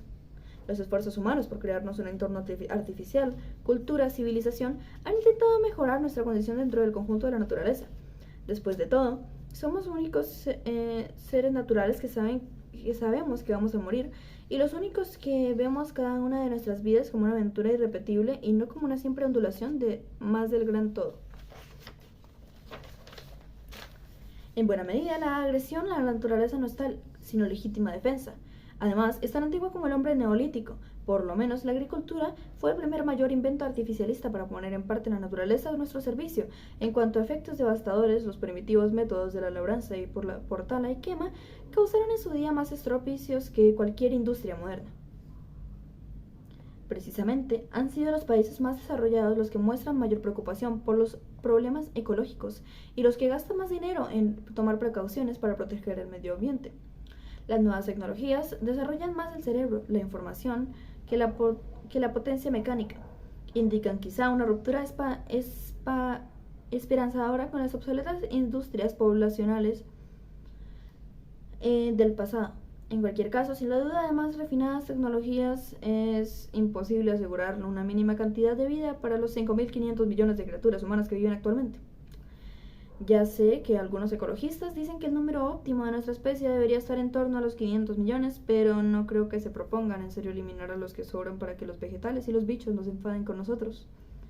Como en tantos otros problemas, solo una efectiva autoridad mundial podría tomar medidas equitativas para defender el medio ambiente de todo el planeta. Lo que me parece inquietante es la disponibilidad beatífica con la que los chicos que pasan de la política se dedican a la ecología y cuanto más exagerada mejor. Estoy de acuerdo que hoy nadie puede hacer esto en serio, política global, sin tener en cuenta los factores ecológicos. Pero nada más, aunque es evidente que la ecolatría sustituye o ahora para muchos a la religión, o se convierte en parte de ella. No puede pretender sustituir a esa otra actividad artificialista, antropocénica y por tanto un poquito impía que es la política. Bueno, basta de asuntos económicos. En el capítulo siguiente voy a hablarte sobre uno de los más viejos y terribles fantasmas que persiguen al hombre, el de la guerra, de la que Clausewitz dijo bastante siniestramente que no era más que la prolongación de la política por otros medios. Capítulo 7. ¿Cómo hacer guerra a la guerra? La culpa, por lo que cuentan, es del nitrógeno. No me refiero a su utilización en la fabricación de bombas, sino a su participación imprescindible en el fenómeno de la vida. Las plantas han patentado su propio sistema para fijar el nitrógeno en las células merced a trucos muy ingeniosos y sin molestar a nadie. Pero los animales, para ganar tiempo y no darle más vuelta al asunto, han resuelto el problema comiéndose las plantas y asimilando de este modo el nitrógeno ya manufacturado. Me refiero a los animales herbívoros, porque otros bichos aún acortan más camino. Devoran a los herbívoros y así obtienen nitrógeno celular sin hacer concesiones a la ensalada. De los seres humanos, ¿para qué hablarte? Comemos plantas, animales herbívoros y también carnívoros. Todo vale. Si algún ser en el mundo ha hecho divisa del todo vale, somos nosotros. Y así desde el principio, porque ser capaces de sacar las más extremas consecuencias del todo vale, es a lo que en primer término puede llamársele razón, y la razón es lo que diferencia al hombre de las bestias. De modo que el todo vale es la esencia misma de la condición humana. Olvidaba mencionarte, cuando digo todo vale quiero decir todo. En resumen, el hombre es el depredador total, la fiera más completa de las conocidas. La culpa original de esta feroz condición, si es que nos empeñamos en hablar de culpas, lo cual un buen naturalista se cuidará mucho de hacer, la tiene, ya digo, el nitrógeno. ¿No se podía haber fijado en las células él solito, sin tantos melindres ni complicaciones? Gracias al todo vale estamos donde estamos, ocupando desde hace milenios el número 1 del hit parade zoológico de este planeta. Poco a poco hemos ido refinando el todo vale, poniéndolo al día. Para concentrar fuerzas hemos decidido hace tiempo que más vale en ocasiones establecer que no todo vale. Aprender a limitar el todo vale resultado la mejor forma de sacar provecho de él.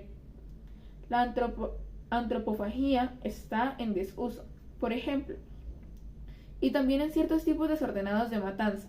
Gente más olvidadiza que bondadosa se atreve a decir hoy que el canibalismo o exterminio de los adversarios es cosa inhumana, como si la humanidad no se hubiese afirmado durante siglos y siglos por tales medios. Otros, aún más hipócritas, aseguran con voz conmovida que la guerra es una costumbre prehistórica, como si la historia humana no fuese sobre todo guerreros que César o Napoleón. Por lo visto, han decidido como Marx que la historia empezará cuando ellos decidan y ni un minuto antes. ¿Recuerdan esas actitudes a las de los amantes que tras haberlo repetido 1000 veces vuelven a decir a su nueva presa erótica? Hasta hoy no sabía lo que significaba amar. Es ahora cuando suponemos que una historia verdaderamente humana debería prescindir de ciertos comportamientos. Antropofagía, quema de herejes, tortura, guerra, que hasta hace nada se consideraban virtuosos y recomendables. Tengamos claro por honradez que sin esas prácticas que en el presente nos desagradan, la especie humana no sería lo que es hoy. Aún más, probablemente ni siquiera sería en lo absoluto. Lo cual, algunos se empeñan en considerar un mal.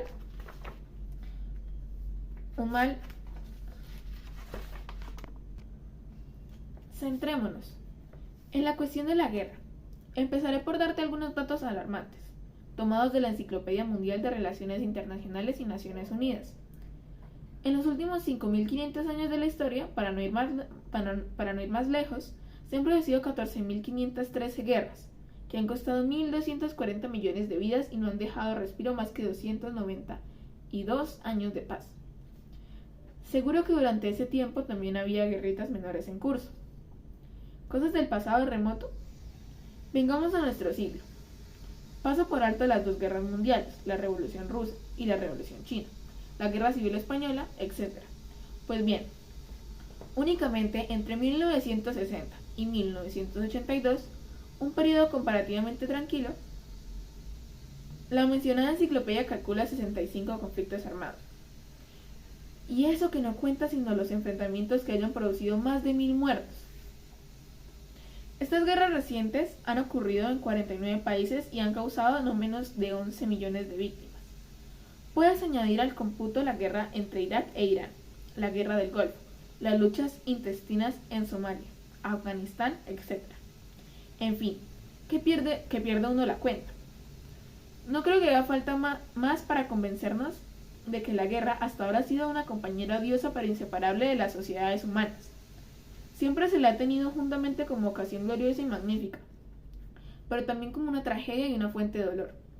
Los poetas la han cantado y la han deplorado, los religiosos la han considerado un castigo de Dios y también una obligación para probar nuestra devoción a Dios, que suele ser, no olvidemos, el Señor de los ejércitos. Los gobernantes a menudo se declaran partidarios de la paz, pero pasan a la historia por las guerras ganadas mucho más que por las que evitaron, etc. En cuanto a los comerciantes, también su actitud ambigua, porque la guerra representa la ruina y el fin del comercio normal, pero también una extraordinaria ocasión de rápidos y masivos enriquecimientos. Todas estas aparentes paradojas tienen una explicación bastante sencilla. La guerra suele ser cosa buena cuando se la mira desde el punto de vista colectivo. Sirve para afirmar y potenciar los grupos humanos, para disciplinarlos, para renovar sus élites, para fomentar los sentimientos de pertenencia incondicional de sus miembros, para aumentar su extensión e influencia colectiva, para reforzar en todos los campos la importancia de lo público.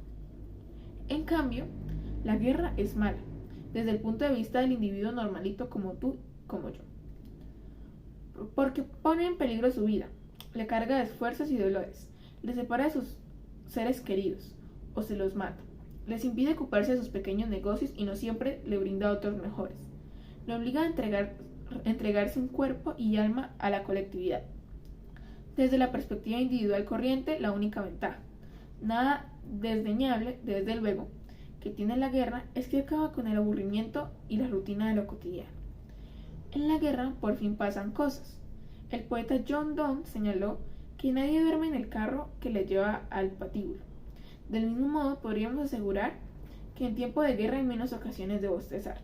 Supongo que por eso, durante los conflictos bélicos, disminuyen sustancialmente los suicidios, en cuya motivación ocupa un destacado el pertinaz hastío.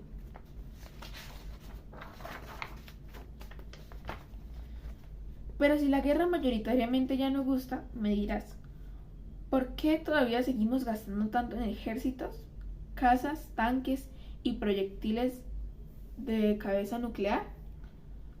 ¿No habría llegado ya el momento de prohibir eficazmente la guerra?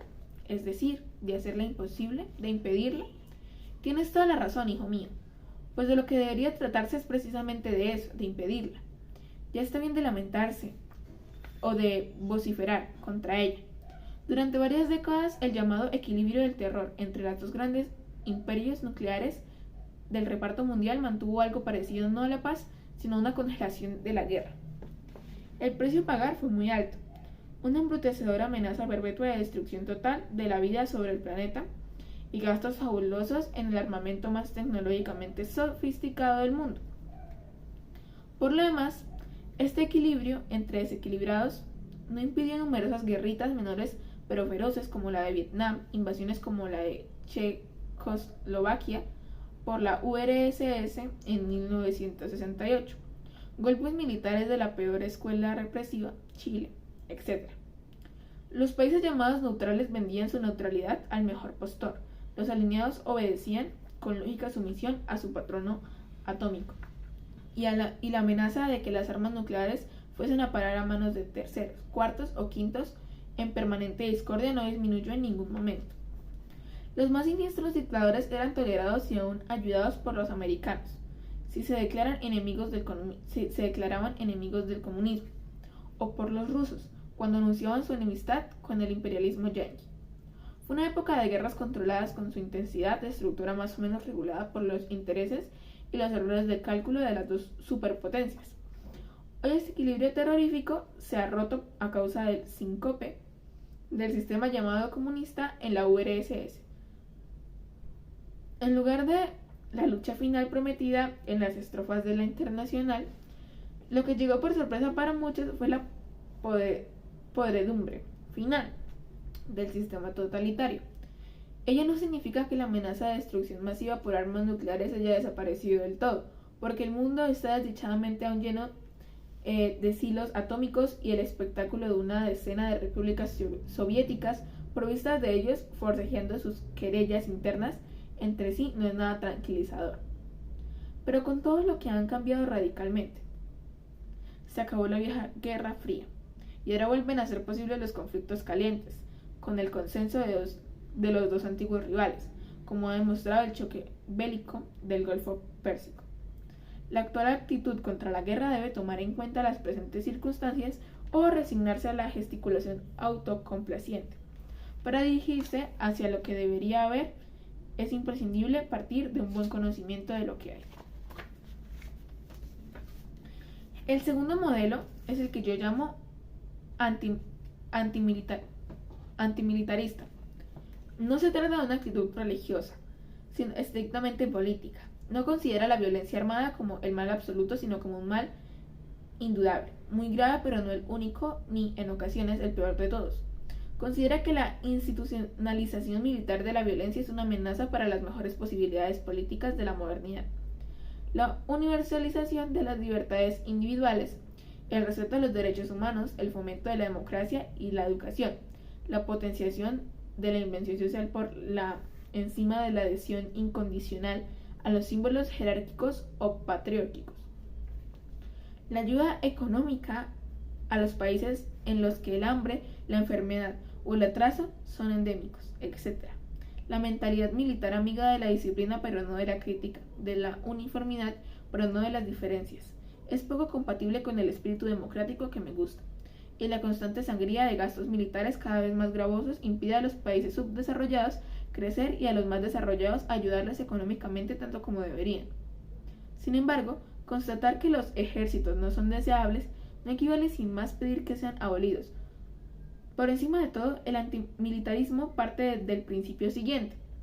Ninguna institución política, como la guerra o el ejército, puede ser eficazmente abolida, si no se la sustituye por otra institución más fuerte y en la práctica más satisfactoria. La violencia entre las familias, las tribus e individuos fue políticamente tajada por medio de la institucionalización del Estado, monopolizador de la violencia dentro de su territorio. Pero los estados permanecen entre sí en la misma situación de enfrentamiento sin restricciones en la que vivieron las tribus y familias antes de someterse a la autoridad estatal. Por tanto, solo la institucionalización de una autoridad supranacional capaz de hacer renunciar a los países al uso de la fuerza unos contra otros por la amenaza de una fuerza mayor, sin duda puede garantizar el final de la era de las guerras que la humanidad ha vivido hasta hoy. Esta posibilidad, aún remota, parece hoy menos utópica que en esas épocas anteriores. Por ejemplo, que en la época del equilibrio del terror, por ello, el antimilitarista favorece cuanto se diría que es capaz de acelerar el logro de tal solución. Sustitución del servicio militar obligatorio por ejércitos profesionales, reducidas fundamentalmente defensivas que acaben con la nefasta y belicosa concepción del ejército como pueblo en armas, columna vertebral de la nación, etc. Y lo asemejen más bien a otros servicios de orden público como la policía o los bomberos. Apoyo a las autoridades internacionales tipo ONU y a cualquier otro organismo destinado a sustentar el derecho común de los individuos humanos por encima de las naciones. Estas organizaciones están hoy y sin duda también mañana y pasado, llenas de defectos y no podrán cobrar plena vigencia hasta recibir el espaldarazo decidido de los grandes de nuestro mundo, por ejemplo, los Estados Unidos. Y los grandes, nos guste o no, solo colaborarán en el principio de acuerdo con lo que parezca dictado por intereses inmediatos.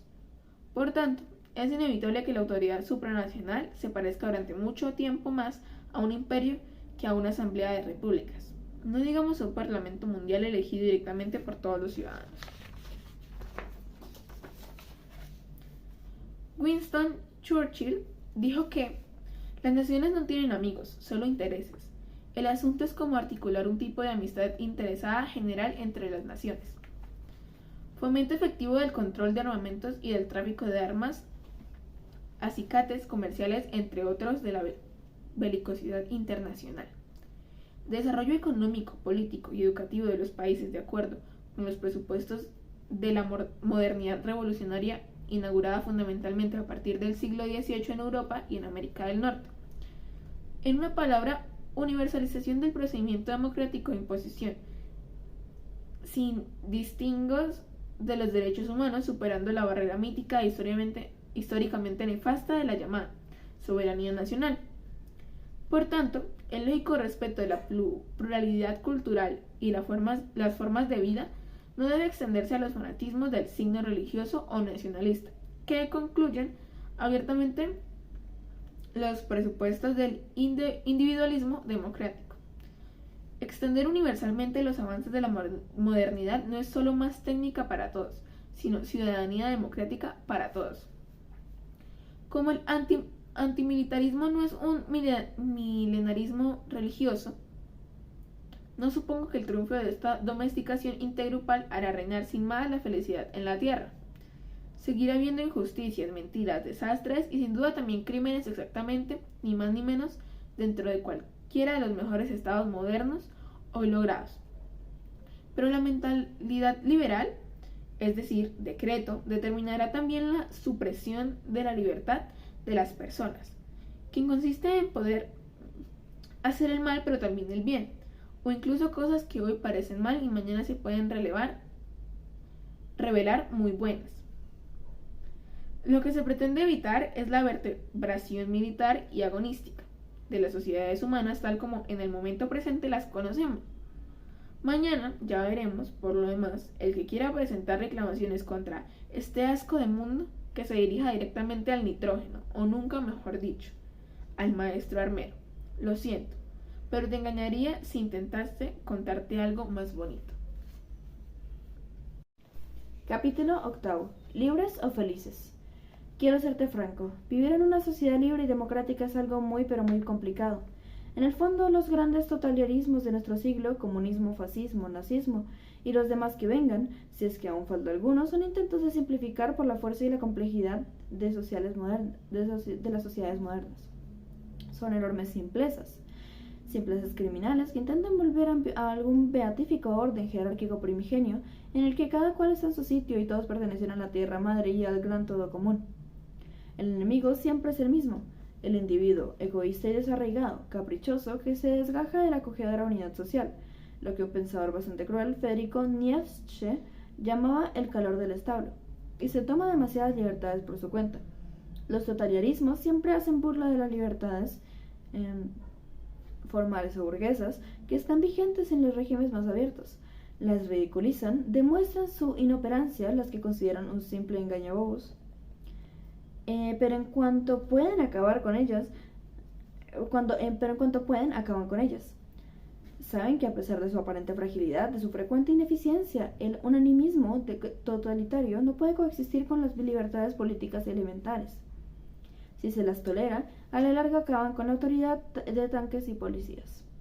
Bien, es lógico que los estados totalitarios pretenden aplastar las libertades individuales, pues su nombre mismo proviene de todo y por lo tanto no se conforman con tener que compartir el poder con cada uno de los ciudadanos. Pero los enemigos de la libertad no siempre están fuera, sino también dentro de los individuos mismos. Un psicoanalista con ambiciones de sociólogo, Erich Fromm, escribió hace casi medio siglo un libro muy interesante cuyo título es significativo: Miedo a la libertad. Ese es el problema. Al ciudadano le da miedo en su propia libertad, la variedad de opciones y tentaciones que se abren delante de él.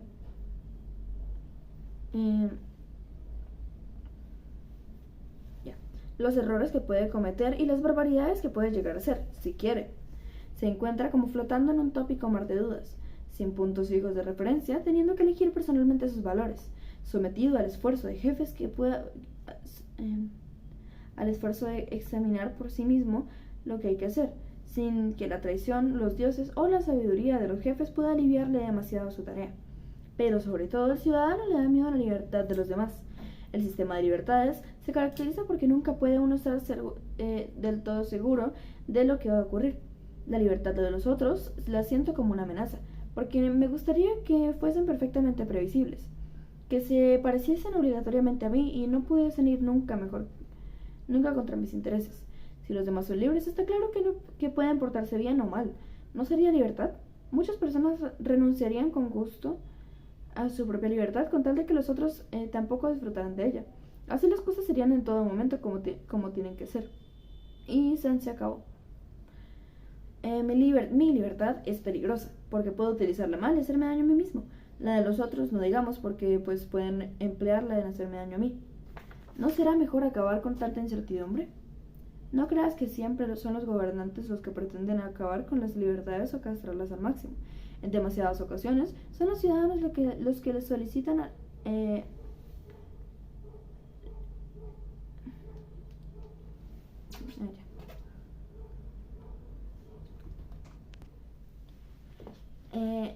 en demasiadas ocasiones son los ciudadanos los que les solicitan esta represión, cansados de ser libres o temerosos de la libertad. Pero en cuanto a un Estado se le da la oportunidad de limitar las libertades por nuestro bien, rara vez deja de aprovecharla. Algunos políticos totalitarios, como Adolf Hitler, llegaron al poder por medio de elecciones, de modo que ya se ha dado el caso que los ciudadanos libres utilicen su libertad para acabar con las libertades y empleen la mayoría democrática en abolir la democracia. Los irresponsables pueden ser de muchos tipos. Los hay que no aceptan la autoridad de los que han hecho. No fui yo, fueron las circunstancias. Ellos no han hecho nada, sino que fueron empujados por el sistema político y económico vigente, por la propaganda, por el ejemplo de los demás, por su educación o por la falta de ella, por su infancia desarraigada, por su infancia demasiado feliz y mimada, por las órdenes de sus superiores, por la costumbre establecida, por una pasión irresistible, por la casualidad, etc. También por la ignorancia. Como no sabía que tales resultados iban a derivar de mi acción, no me hago responsable de ellos. Fíjate que no digo que para comprender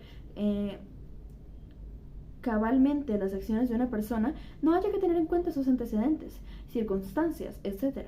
Pero una cosa es tenerlas en cuenta y convertirlas en fatalidades que anulan cualquier posibilidad para que el individuo responda por sus actos. Naturalmente, es de negarse a ser sujetos para convertirse en meros objetos zarandeados por las circunstancias.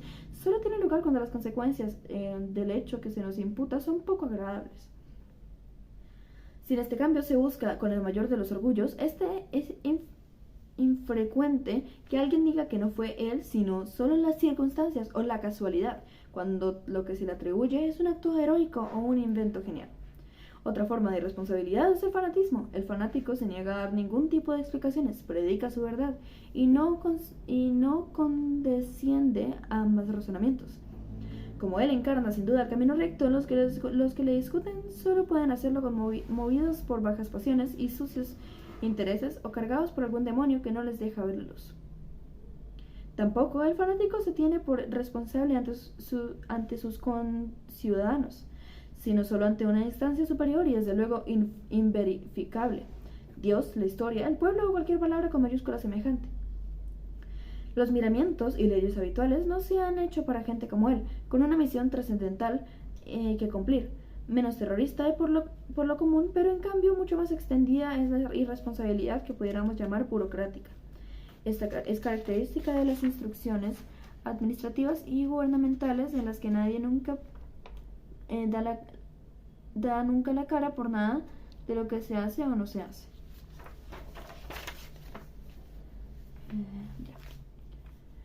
Hasta tal punto que frente a ellas no cabe defensa ninguna, pues aniquilan entre nosotros toda capacidad decisoria. Vamos, como diría el castizo, que no se puede aguantar. De modo que la única salvación es que llegue el Papa a Estado y prohíba la tentación. En cuanto deja de haber tentación, deja de haber peligro, piensan los pobrecillos. Ya te digo que son muy infantiles, no caen que el asunto presenta por lo menos dos dificultades insalvables. Primera, cuanto más se prohíbe y persigue una tentación, más tentadora se la hace. En la mayoría de las ocasiones, hasta que no nos señalan el fruto prohibido, no nos damos cuenta de lo mucho que nos apetece. Y si el fruto no solo es prohibido, sino prohibidísimo, pues fíjate qué gusto más grande. Segunda dificultad, cada uno tenemos nuestras propias tentaciones. de acuerdo con nuestras peculiares fantasías. Es decir, cada cual quiere prohibir a todos lo que le presenta problemas y le causa sudores a él o a gente de su familia. Recuerdo una vez escuché por la radio una entrevista de una señora que con cierto orgullo se declaraba ludópata, es decir, adicta a los juegos de azar y en su caso particular a las máquinas tragaperras. A preguntas del locutor, la señora contaba la fascinación que sobre ella ejercían las máquinas de los bares, su musiquilla embriagadora, la emoción de ver si lograba el pleno. Se jugaba el dinero de la familia y la buena señora pedía prestado. No sé, hasta las bragas se apostaba en la dichosa tragaperras, y acababa su relato clamando, con virtuosa indignación: esas máquinas fatales deberían prohibirlas. El locutor, que no parecía un lince, la jaleaba con su aprobación, en lugar de decirle sencillamente: señora, no debería usted jugar. Muchas personas entran en los bares donde hay máquinas tragaperras y no juegan, o juegan solo unas pocas monedas para entretenerse. Pero la señora quería que se prohibiera a todo el mundo el objeto que le planteaba problemas a ella, y a gente tan cretina como ella. La culpa la tenía el cacharro cantarín de plátanos y manzanitas, no su propia manía irresponsable. Estas consideraciones nos llevan a la escabrosa cuestión de la tolerancia, directamente ligada a cuanto te vengo diciendo sobre libertad y responsabilidad. Vivir en una democracia moderna quiere decir convivir con costumbres y comportamientos que uno desaprueba. Te insisto en que tan democrático es lo de convivir con lo de desaprobar, y quiero aclararte en qué sentido. Empecemos por lo de la convivencia. Desde el punto de vista cultural y social, la unanimidad, lo de todos a una. En aquí somos así, lo de al que no le gusta que se vaya, la limpieza étnica, el horror al mestizaje y al contagio de modas y modos, etc., son formas de barbarie, y aún peor, de barbarie estéril. La comunidad democrática es la formada por individuos capaces de desarraigarse de las imposiciones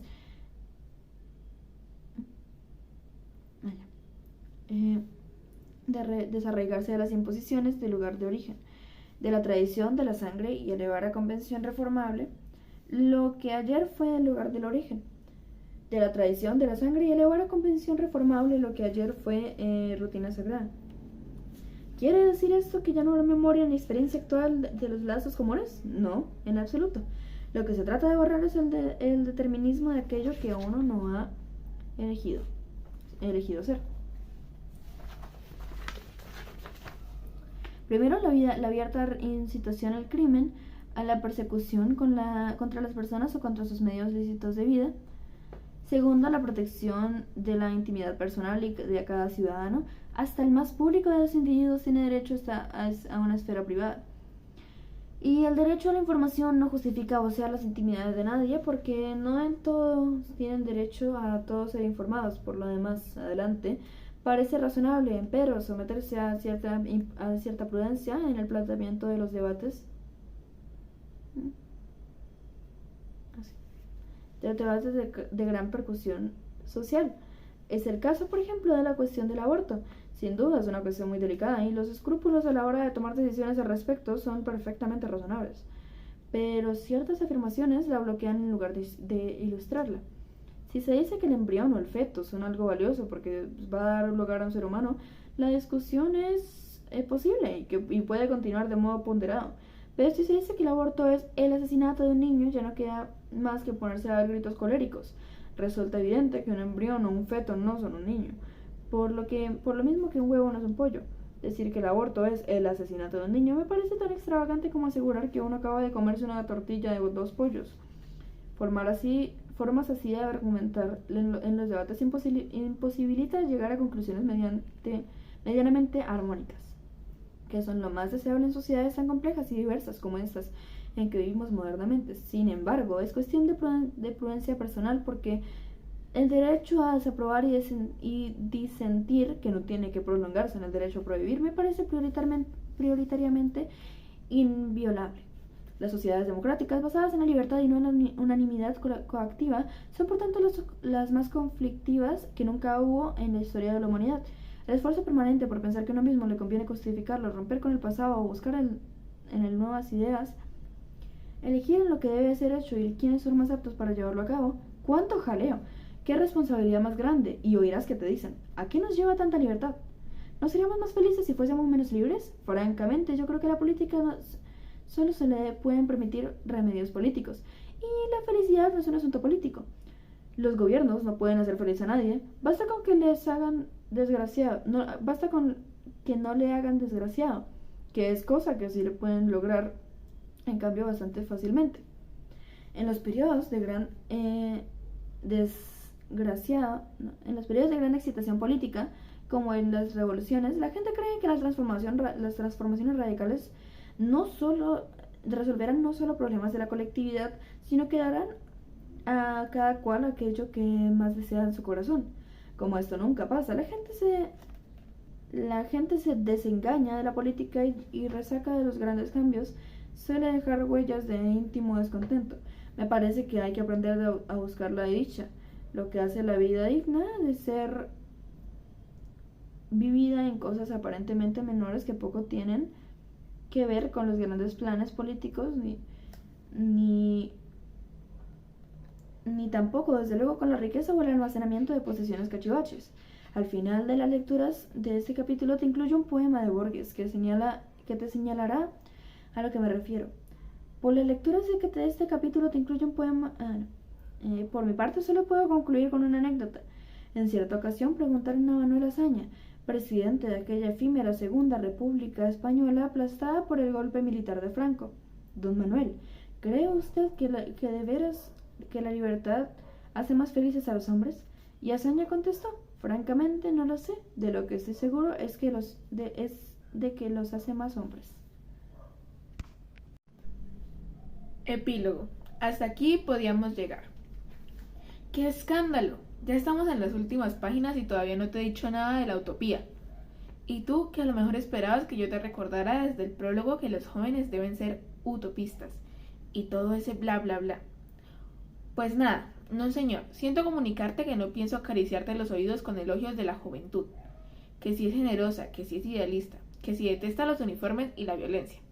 A cambio tampoco te daré la barrila diciendo que los jóvenes de ahora ya no son como los de mi época, que han perdido el afán de cambiar el mundo y que solo piensan en colocarse bien y ganar dinero. Entre los jóvenes hay de todo: los SS nazis que vigilaban los campos de concentración en Auschwitz y en Buchenwald solían tener 18 o 19 años. También eran de esa edad los que se enfrentaron a los tanques del gobierno chino pidiendo libertad en la plaza de Tiananmen, o los que ahora mismo dejan voluntariamente sus casas para irse como cooperantes a los países más desfavorecidos. Muchas veces la generosidad de la juventud es de la quien aún no tiene responsabilidades y está acostumbrado a que otros velen por él.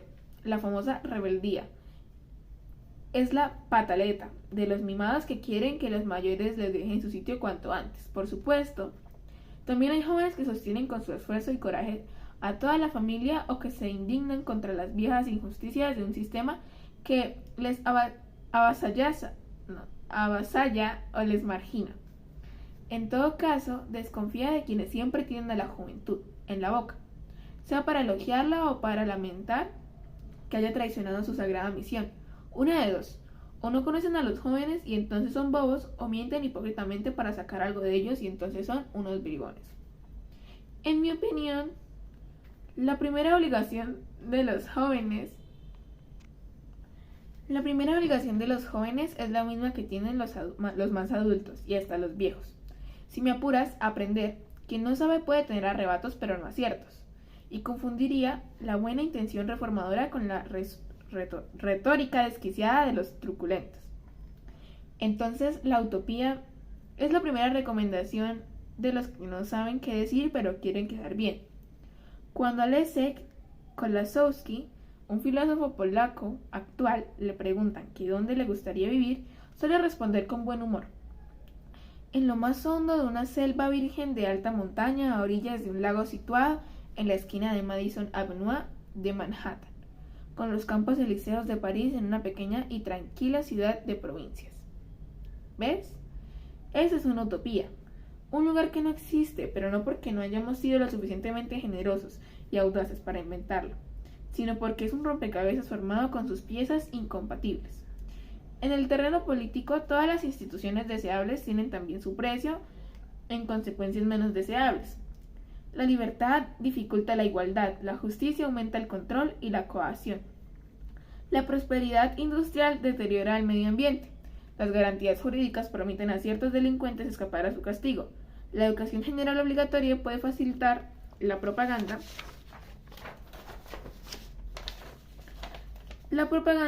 ideológica estatal, etc. En la realidad de los asuntos políticos, ninguna ventaja es absolutamente ventajosa.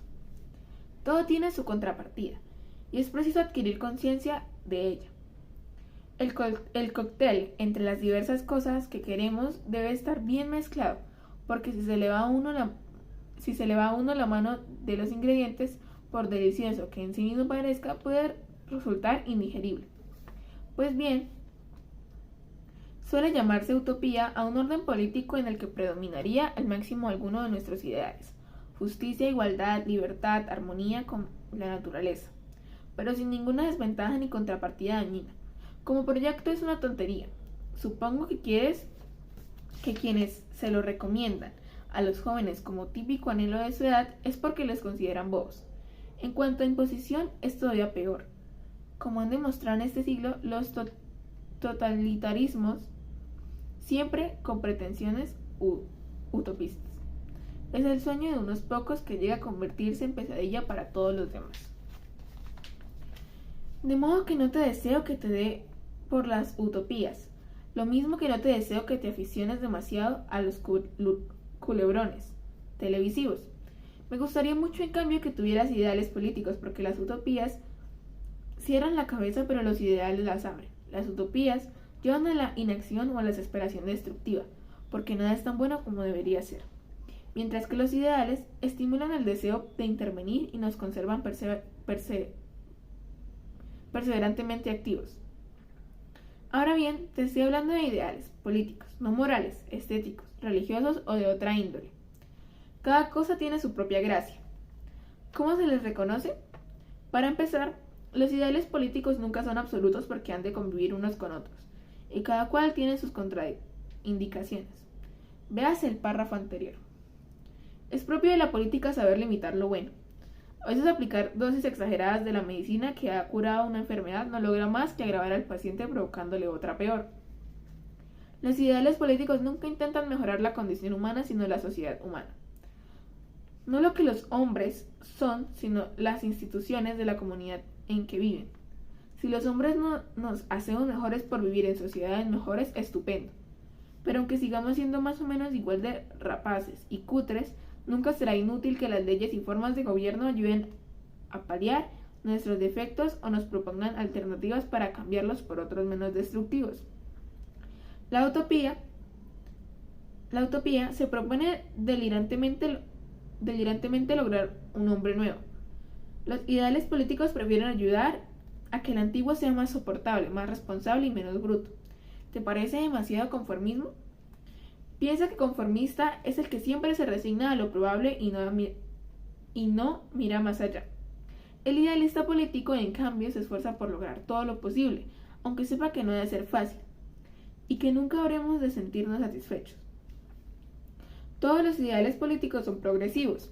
Cuando se alcanza un nivel que antaño hubiera parecido maravilloso, lo que aumenta no es la satisfacción, sino las exigencias. Y está muy bien que sea así. Al gobernante que ante las reivindicaciones ciudadanas responde: peor estábamos antes. Hay que decirle bien alto que precisamente por eso ahora podemos querer más. Y, desde luego, los ideales políticos son decididamente racionales y tienen en cuenta la experiencia histórica, los avances científicos, las revoluciones habidas contra lo ayer tenido por sagrado e inmutable, de los visionarios antiilustrados que ven más claro cuando más oscuro está todo. Líbranos, Voltaire. He dedicado buena parte de este librito a contarte cosas del pasado, a veces un pasado tan remoto que medio me lo he tenido que inventar para poder hablar de él. Pero el futuro que nos aguarda apenas he dicho nada. ¿Sabes por qué? Porque no lo conozco. Además, lógicamente, tú eres mucho más ciudadano del porvenir que yo. El vértigo tecnológico que ha de configurarlo el final de la bipolaridad mundial que lo caracteriza, el hormigueo de las pequeñas terapias que sustituye a las grandes recetas ideológicas de antaño. Todo eso te pertenece más que a mí. Mi labor nunca pretendió ser enseñarte a dónde vamos, sino recordarte de dónde venimos y por qué hemos llegado hasta aquí. Lo demás habrá que irlo inventando, como sucedió en cada época. Aunque mucho está desconcertante. Aunque mucho está profetizado, nada está escrito. Estoy seguro de que lo que va a pasar será como siempre desconcertante, pero la mayoría de los listos de turno fingirán azoradamente que ya lo veían venir. Me dirás, pero hay que pensar en el futuro porque lo que va a ocurrir depende de lo que estemos haciendo ahora. Entonces, escucha mi único consejo. No siembres hoy lo que no quieres cosechar mañana. No utilices ahora la represión para conseguir más libertad, ni aumentes la violencia para que un día nos liberemos de la violencia, ni favorezcas la mentira como herramienta para conseguir en el futuro la verdad. Nunca sale bien. Como te adelanté en el prólogo de este libro, Albert Camus resumió así lo que quiero decirte. En política son los medios los que justifican el fin, nunca el fin a los medios. Por lo demás, yo creo que lo mejor es conocer el pasado, ocuparse mucho del presente y solo un poco del futuro. Lo contrario suele ser una charlatanería contraproducente. ¿Me permites citarte por última vez un literato, de mis favoritismos? Es uno de sus cuentos, dice Franz Kafka. Por favor, deja que el futuro siga todavía durmiendo como merece, ya que si uno lo despierta antes de tiempo, tienes entonces un presente dormido. De lo que no podrás quejarte es de mi franqueza, que he mojado todo lo que he podido en estas páginas para nada he pretendido ser circunspecto, ecuánime, imparcial. Claro que si lo hubiese intentado te habrías reído con mucha razón de mí. En cuanto me desapasiono soy un desastre. Una última inquietud. ¿Te ha dado la impresión de llevarme demasiado bien con lo que me rodea? ¿De estar vergonzosamente reconciliado con lo establecido? Bueno, es que ante ti no necesito hacerme la interesante, pero te confieso, ahora que no nos oyen los tontos, que me llevo muy bien con lo que es la vida, pero no con la vida como es. Así pasé buena parte de mi juventud bajo una dictadura semifascista, aburrida, brutal y pasguata. Habito ahora en una monarquía sin haber dejado nunca de pensar que lo menos que merece un país en el siglo XX es un régimen republicano. Detesto los nacionalismos. Como vasco tengo doble motivo para ello, y por todas partes los veo crecer, afirmarse y recibir aplausos. Confío en la razón como un instrumento para hacer universales los valores civilizados y compruebo con humillación que no logra acabar ni con la peor miseria ni con los peores crímenes. Creo en la libertad, en que cada cual debe responsabilizarse de sus gustos y sus riesgos.